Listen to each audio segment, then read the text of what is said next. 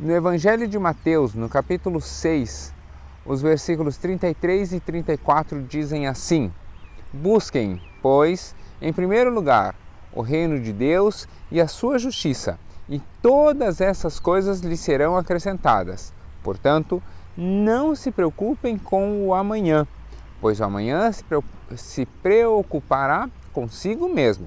Basta a cada dia o seu próprio mal. Eu sou o pastor Alan, hoje é 31 de dezembro de 2020 e essa é a última quinta teológica do ano.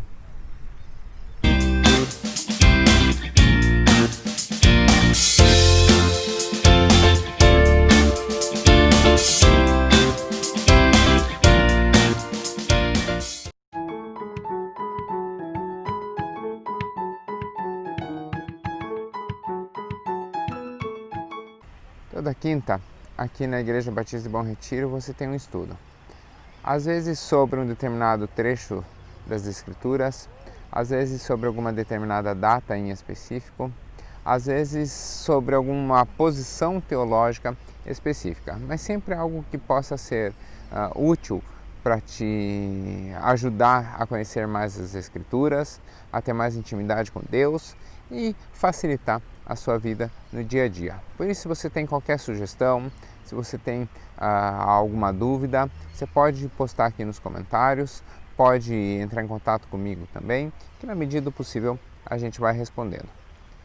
Também queria te convidar para uma série que eu tenho feito toda terça, que é de leitura das Escrituras. Chama-se A Bíblia Explicada, em que eu vou lendo e explicando trechos da Bíblia. Então, fique bem à vontade para acompanhar lá. Já está disponível todo o livro de Jonas. Tenho trabalhado semana a semana, por enquanto, o livro de Salmos, mas cada pouco eu solto uma série especial. Então também acompanhe ali, porque daqui a pouquinho tem novidades. Se você não está inscrito ainda no canal, se inscreva no canal, ative o sininho para você receber as notificações cada vez que a gente postar um vídeo novo. No Teolegal, toda terça e toda quinta tem um vídeo novo. Então fique à vontade para receber, para compartilhar, para chamar o pessoal para o canal também, tá bom? Estou à disposição.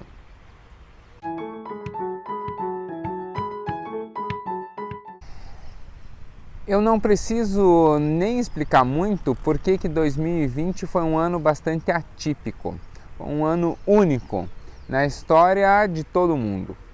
Eu sei que você tem anos especiais.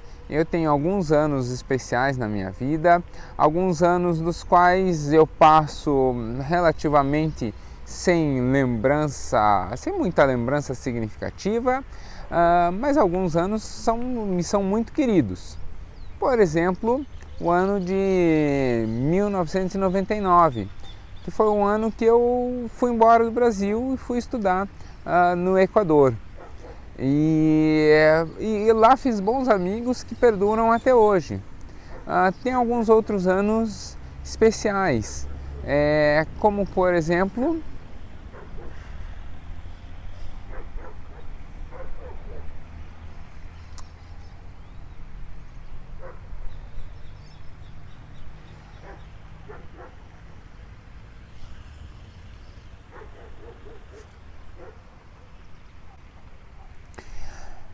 eu não preciso nem explicar muito porque 2020 foi um ano especial.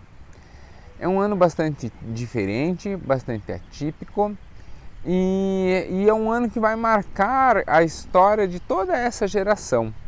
Nós passamos por uma fase muito interessante em que muita coisa de uma sociedade estruturada e estabelecida e da qual nós pensávamos que apenas avançaria, mas que as mudanças seriam progressivas e que estavam delimitadas pelo rumo da tecnologia e que na verdade eram apenas revisitações melhoradas do que já existia, foram jogadas por terra. E aí muita coisa precisou ser repensada e reinventada. Inclusive muita coisa foi revisitada.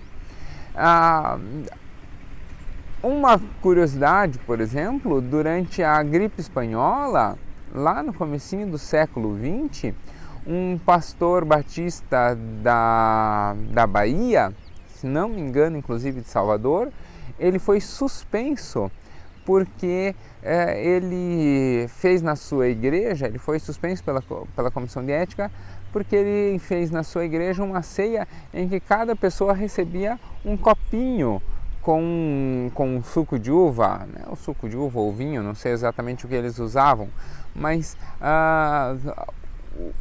o elemento líquido era individualizado e isso foi considerado pelos outros pastores, pela comissão de ética, isso foi considerado uma infração, porque estava perdendo a comunhão de compartilhar o cálice.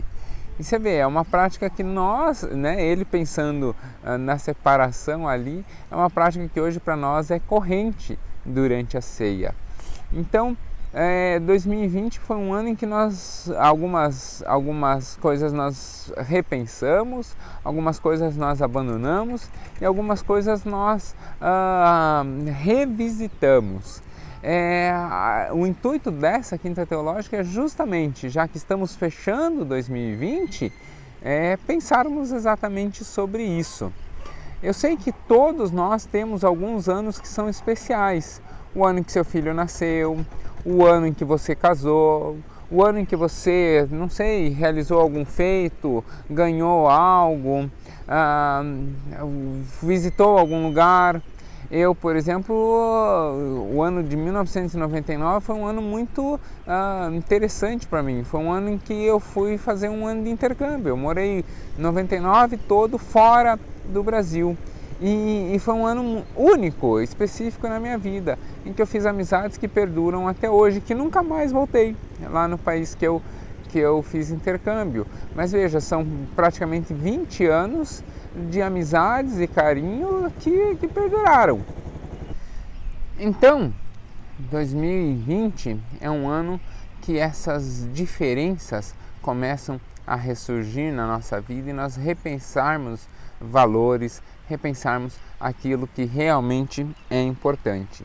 E aí eu queria conversar justamente com vocês sobre isso. Essa figura que está aparecendo aqui é uma das pessoas das quais eu mais admiro na história da educação. Ele não é da minha área, se bem que ele é considerado teólogo também, mas ele não é da minha área, ele é muito mais conhecido pelos seus estudos na área de física. Sir Isaac Newton é um inglês, eu visitei inclusive seu túmulo que fica dentro da abadia de Westminster, em Londres, ao lado do parlamento inglês. E Sir Isaac Newton passou não pela gripe espanhola, mas por um período semelhante, chamado peste negra. Foi um período em que houve também um isolamento, houve uma retenção, houve uma parada em toda a Europa em função da peste bubônica, que era uma doença transmitida pela pulga, era transmitida pelo rato, mas na verdade era transmitida pela pulga que morava no rato. As condições de higiene não eram as melhores, inclusive na Inglaterra. Até hoje, em Londres, disse que há 2 ratos para cada pessoa. Então, a peste bubônica dominou a Inglaterra e as aulas da universidade foram suspensas.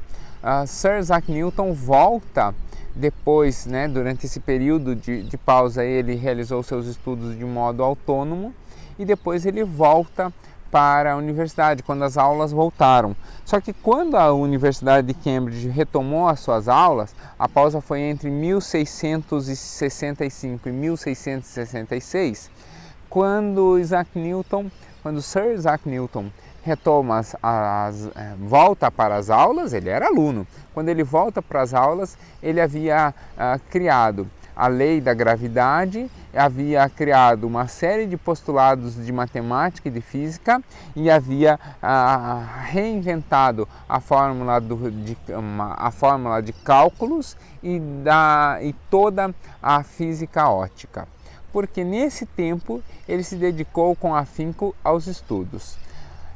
E aí apareceram inclusive muitos posts sobre isso, que durante a peste negra, que é a peste bubônica, na Inglaterra, Sir Isaac Newton reinventou uma série de questões.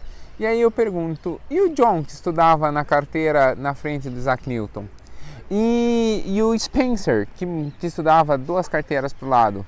E o Eric, que estudava no fundão da sala? O que esses homens fizeram? Eles estudavam junto com Isaac Newton. Eles pararam também 2 anos sem aula. E o que eles fizeram? A vida deles não é significativa por causa disso? Só a vida de Newton é que é importante porque reinventou a matemática, o cálculo?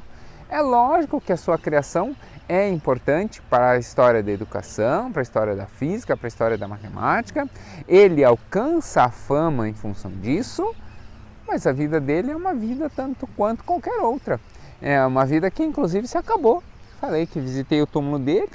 Ele talvez se torne conhecido na posteridade, mas isso não acrescentou nem retirou dele nem um dia só a mais de vida. Então, eu fico pensando nesses outros 4 homens que estavam na sala também, ou nos tantos que também estavam na universidade e que nesse tempo não fizeram profundos estudos ou reinventaram alguma coisa. O que são desses homens? Será que eles perderam 2 anos da vida deles? Eu acho que não. Acho que não e acho por fundamentos bem claros. Eles tiveram outras prioridades, nem melhores nem piores de Isaac Newton, apenas prioridades diferentes. A vida deles foi diferente, porque eram pessoas diferentes. A vida de cada um é assim e é feita dentro de uma série de opções. Às vezes nós fazemos opções que são erradas e depois lá na frente a gente corrige.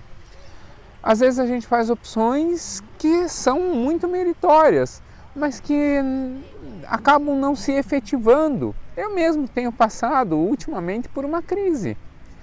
Talvez você está vendo a minha voz falhar até um pouquinho, porque eu estou me segurando aqui para não chorar.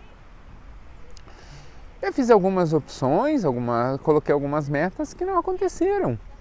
E agora precisa realinhar a vida e deixar essas metas de lado.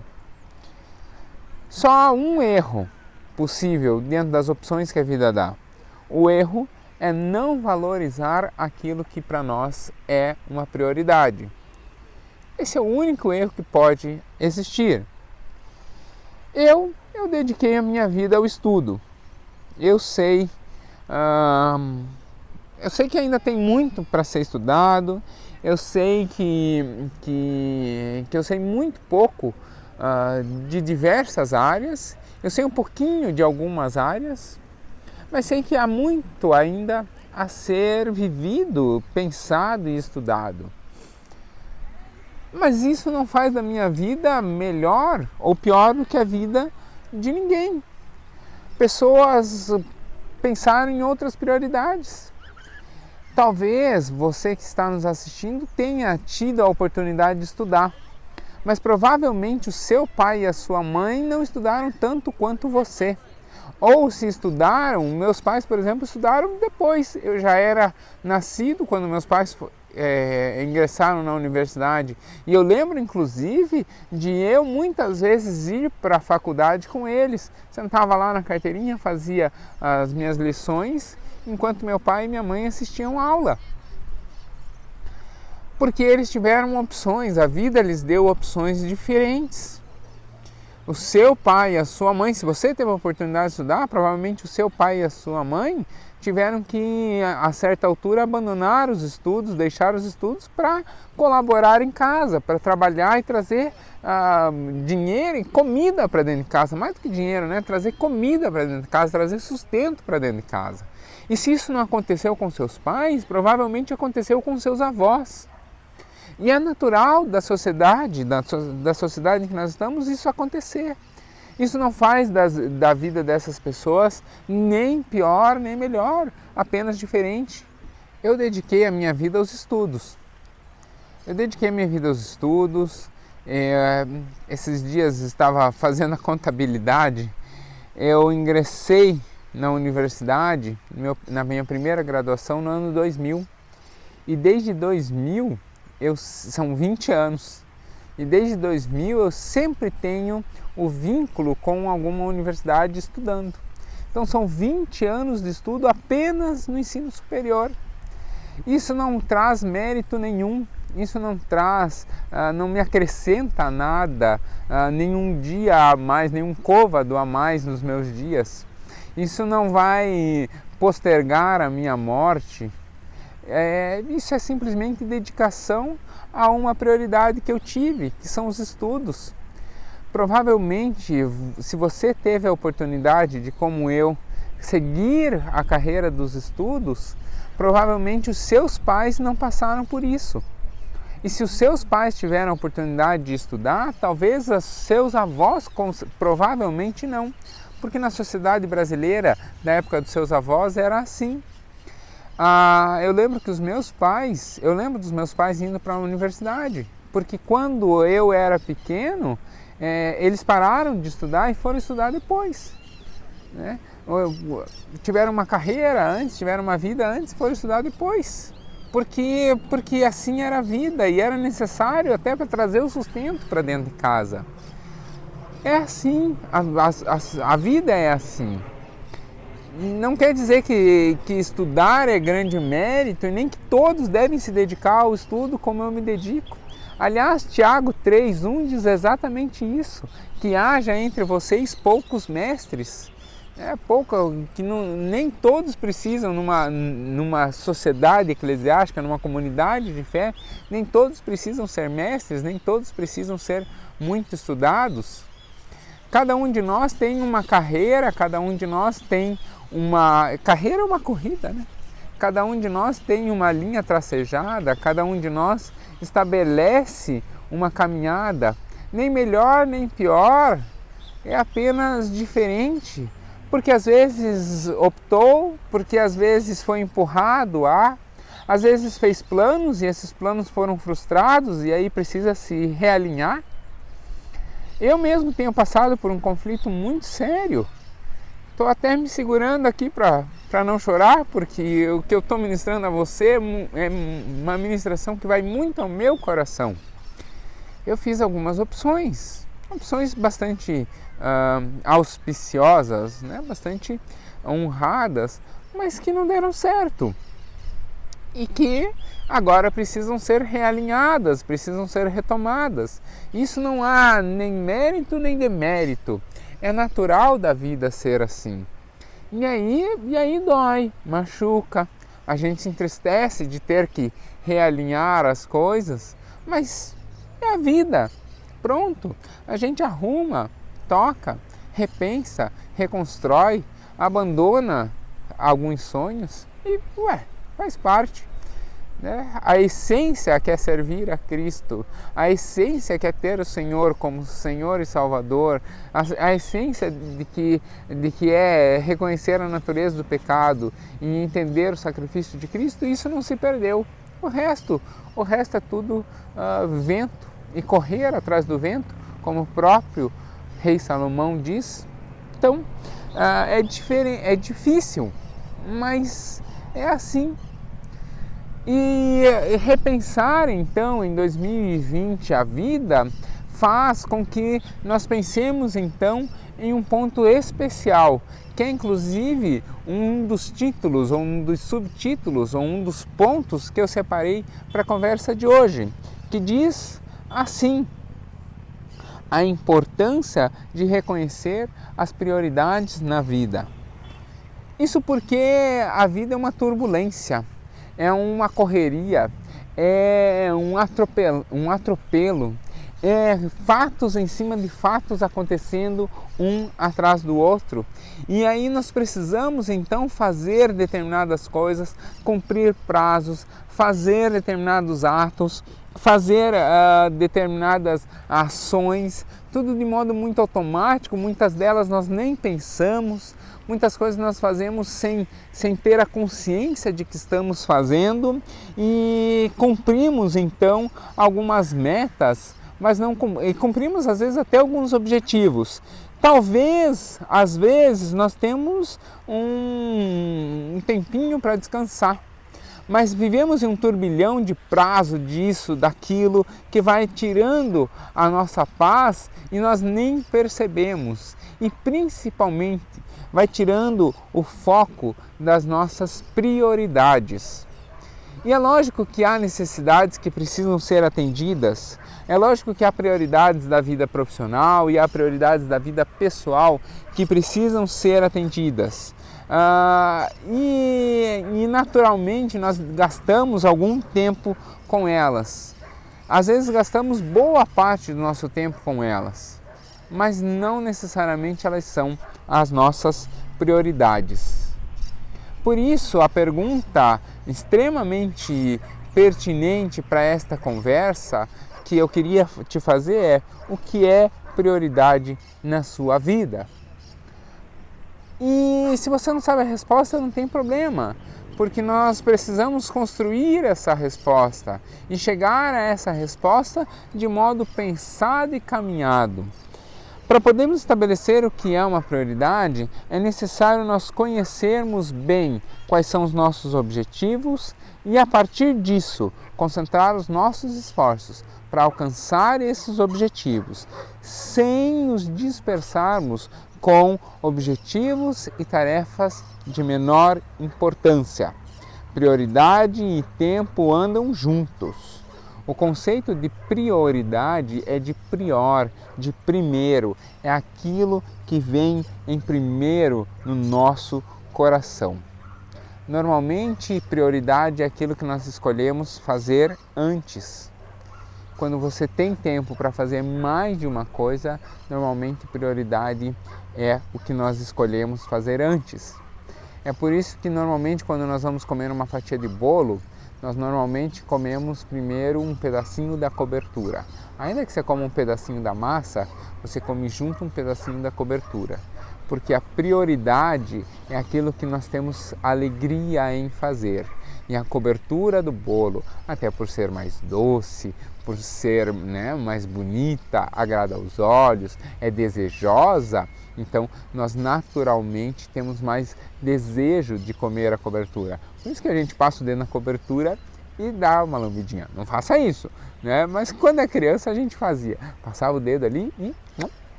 pegava um pouquinho da prioridade. Então nós precisamos aprender a tratar prioridade como aquilo que ela é, uma prioridade. Olha o que esse textinho, que não é um versículo, mas é um textinho que eu escrevi, diz: não são os poucos, trate prioridade como prioridade. Não são poucos os que, conforme vão surgindo atividades corriqueiras, acabam esquecendo o que é prioridade e passam a abraçar novamente tudo o que vem pela frente. Quando se dão conta, já estão longe daquilo que tinham estabelecido como prioridade. Por isso, prioridade, fique bem claro, não é aquilo que nós mais fazemos. Você parar agora para pensar no seu ano anterior e pensar qual é a coisa que você mais fez, isso não é necessariamente a sua prioridade. Isso pode ser aquilo do qual você mais se ocupou. E em 2020, esse ano foi um ano especial, porque nós podemos ter bem claro, primeiro por ser um ano atípico, então isso gravou muito mais na nossa mente, mas nós podemos ter bem claro, repensando nos nossos prazos, que de repente era março, de repente é dezembro. O ano foi assim, foi um ano de 4 meses.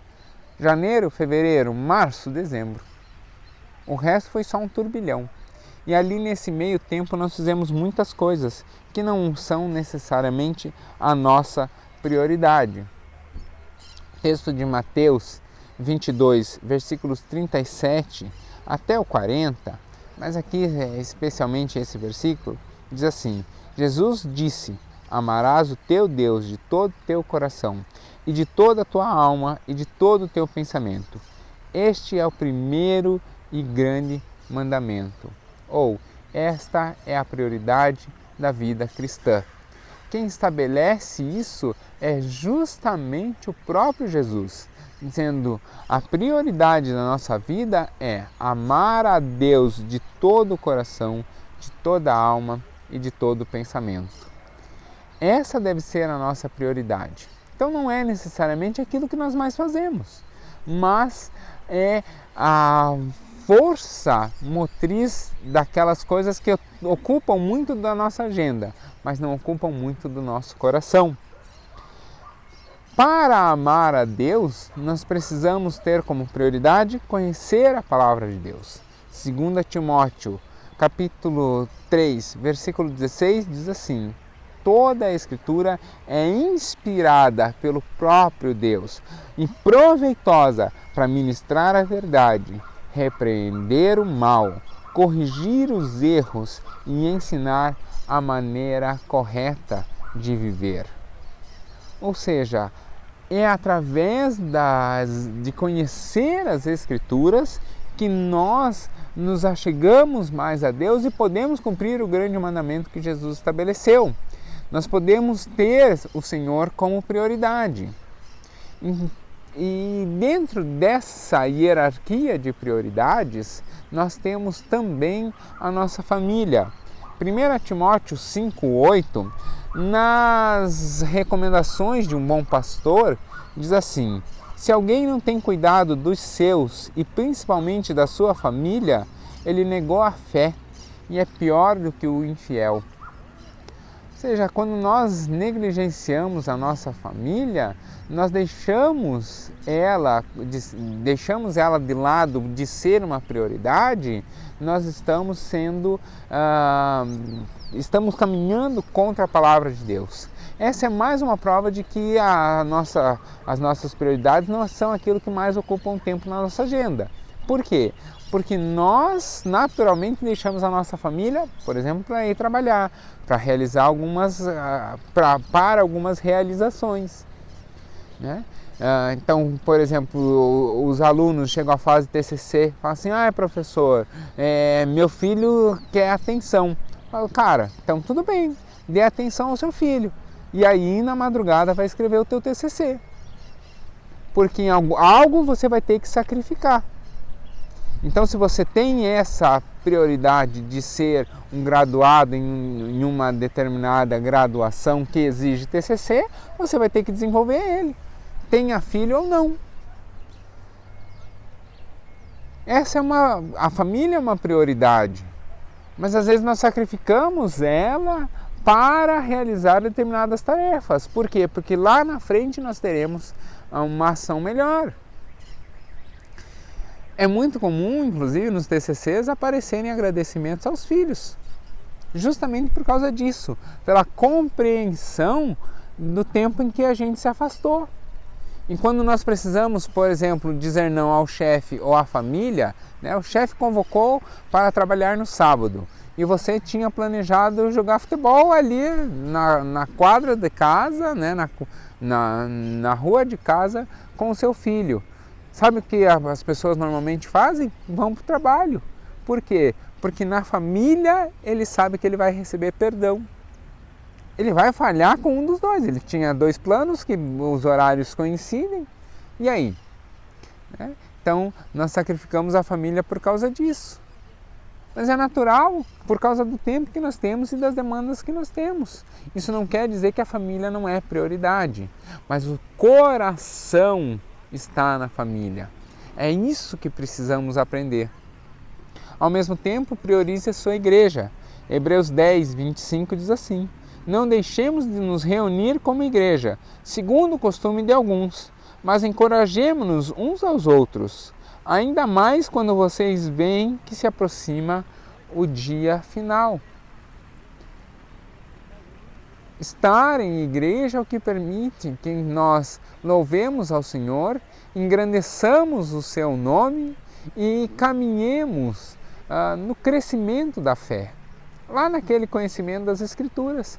É por isso que esse vídeo é postado toda semana no canal da Igreja Batista, para que assim nós possamos alcançar as pessoas que estão ali. Eu sei que nem todos os membros, é só ver o número de visualizações, eu sei que nem todos os membros assistem, mas a igreja está disponibilizando. O dia que eu me for, outro pastor assumirá essa posição, e tomara a Deus que ele mantenha essa ideia de alimentar a igreja também de modo virtual. Não precisa você assistir necessariamente na quinta, quando esse vídeo é postado, mas ele está lá à disposição. Quero conhecer mais da Bíblia. Vou acessar as quintas teológicas. Então, essa é uma prioridade também, de conhecer ainda mais a palavra de Deus, de estar com a igreja e ali ser edificado. E há também uma outra prioridade, que é a prioridade da própria vida. 1 Coríntios 10, 12 diz: aquele que julga estar firme, cuide para que não caia. Seja cuidadoso com a sua vida, em todos os aspectos, com a sua saúde, com a sua sanidade, com os seus desafios, com os seus limites, com o seu cansaço, com as suas limitações, com estar onde você é desejado, com não lutar lutas desnecessárias, com ter que abandonar determinados projetos mais cedo ou mais tarde. Tudo isso dói, machuca, é triste, mas é necessário para que a vida tenha prioridade. Então, nós temos prioridades na vida, nós temos um valor próprio e de vez em quando esse valor precisa ser repensado. Deus nos cria com uma identidade e às vezes estamos em ambientes, em situações em que essa identidade é desvalorizada, em que essa identidade é posta de lado. E aí então nós realinhamos a vida para aquilo que efetivamente é prioridade, para aquilo que efetivamente importa. Porque no fim das contas, quando nós nos achegarmos diante de Deus, Ele não vai fazer um juízo dos crentes se merecemos ou não entrar no céu. O nosso nome já está escrito no livro da vida. No dia em que aceitamos a posição de Cristo como nosso Senhor e Salvador, e no dia que nós entendemos que Cristo levou sobre si as nossas dores e lá na cruz do Calvário pagou todos os nossos pecados, nesse dia nós já ganhamos acesso ao céu. E esse será o nosso critério de entrada. E o que será então importante? O importante então será aquilo que entregaremos a Deus nesse momento. E o que nós vamos entregar para Deus são exatamente essas prioridades. O que fizemos da vida que Deus nos deu. Essa é a essência da nossa razão de viver. Essa é a essência da nossa função aqui nesse mundo. Viver de modo relevante, a ser um testemunho vivo. Se você for reparar no modo com qual a Bíblia é escrita, ela traz muitos poucos textos de ensinamento. Não estou dizendo que nós não podemos aprender com a Bíblia. Preste bem atenção nisso que eu vou falar. Nós aprendemos muito com a Bíblia, mas nós aprendemos através do modo com que a Bíblia foi escrita. E que modo é esse? A Bíblia é escrita dentro de um padrão muito simples e recorrente. A Bíblia conta a história do grande plano de salvação de Deus e de estabelecimento do seu reino, através da vida de pessoas. De Gênesis a Apocalipse, é vida de pessoas sendo contadas ali. Por exemplo, Gênesis 1, Gênesis 2, vai contar a vida de Adão e Eva. Qualquer capítulo, às vezes vai ter um livro que vai ser todo ele dedicado a um determinado trechinho da vida de uma pessoa. Às vezes vai ter um livro todo que é dedicado à vida toda de uma pessoa. Às vezes você vai ter mais de um livro dedicado à vida de uma pessoa. Por exemplo, os 4 evangelhos vão contar a história da vida de Jesus. 1 e 2 Samuel vão contar a história do profeta Samuel e os acontecimentos de Deus nos quais ele vivenciou, testemunhou e foi profeta. O livro pode ser qualquer livro. Vamos pensar Jonas. O livro de Jonas conta um trecho da história de um homem chamado Jonas. Vai contar um trecho da sua história em que Deus aparece a ele, não conta antes de onde ele é, tem uma referência, mas não conta como foi a sua infância, não conta como foi a sua vida. Conta um trecho da história. Quando Deus aparece a ele, chama ele para fazer uma proclamação a Nínive, a ida dele a Nínive, o resultado disso, toda a aventura no trajeto, o resultado dessa ida a Nínive e como esteve o seu coração depois. Qualquer outro livro vai contar isso, vai contar dessa maneira. As cartas de Paulo contam exatamente isso. O livro de Apocalipse, ele vai contar um trechinho da vida do apóstolo João, quando João vai ao céu e vislumbra. Então ali tem a visão de João com relação aos últimos dias. Então toda a Bíblia ela é a narrativa da história de pessoas e ali no meio nós conseguimos perceber a vontade de Deus, ali no meio nós conseguimos perceber os ensinamentos do Senhor. Então quando eu disse que a Bíblia tem poucos textos de ensinamento, é que poucos textos são escritos com o intuito, assim, com o formato de ser uma lição. Por exemplo, um desses é Provérbios, é a lição de um pai para um filho. Então, esse texto de Provérbios, que foi escrito pelo rei Salomão, Provérbios ele é um dos poucos textos que é direcionado nesse sentido, mas mesmo assim não foge da ideia de biografia. É a biografia de um pai conversando com o seu filho, tentando dar ao seu filho a boa criação a esse menino. Então, o que a gente consegue compreender disso? De que a vida de pessoas que ouviram a Deus ou não ouviram a Deus, porque há também vida de Caim, por exemplo, é narrada nas Escrituras. E nós conhecemos bem a história de Caim para dizer que ele é uma pessoa que não ouviu ao Senhor. Mas nós conseguimos perceber, mesmo assim, a vontade de Deus ali posta, e os resultados da desobediência de Caim com relação a Deus. Esse fato de a Bíblia nos ensinar através da vida de pessoas me demonstra também de que a nossa vida deve ser assim, de que a nossa vida deve ser um testemunho de ensinamento, de que ao olhar para a nossa vida as pessoas devam olhar para ela e reconhecer na nossa vida não méritos nossos, mas o atuar de Deus em nossa vida e a misericórdia dele nos permitindo ser um veículo de bênção nessa caminhada. Eu queria encerrar justamente agradecendo. Quando eu comecei esse canal, o Teu Legal, eu queria te pedir a licença para contar 2 minutinhos isso.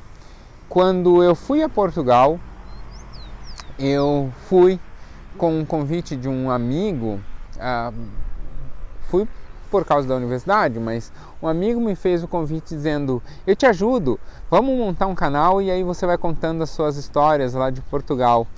E eu não sabia editar, eu não sabia nem gravar, eu só tinha um celular e um bastão de selfie, que virava um tripézinho, mas um tripé baixinho. E eu não sabia editar, eu não tinha um microfone, eu não tinha nada. E eu comecei a fazer as gravações e eu mandava para essa pessoa e essa pessoa nunca deu importância. E aí eu parei. Então eu montei o canal e não foi para frente. Mas o desejo ficou.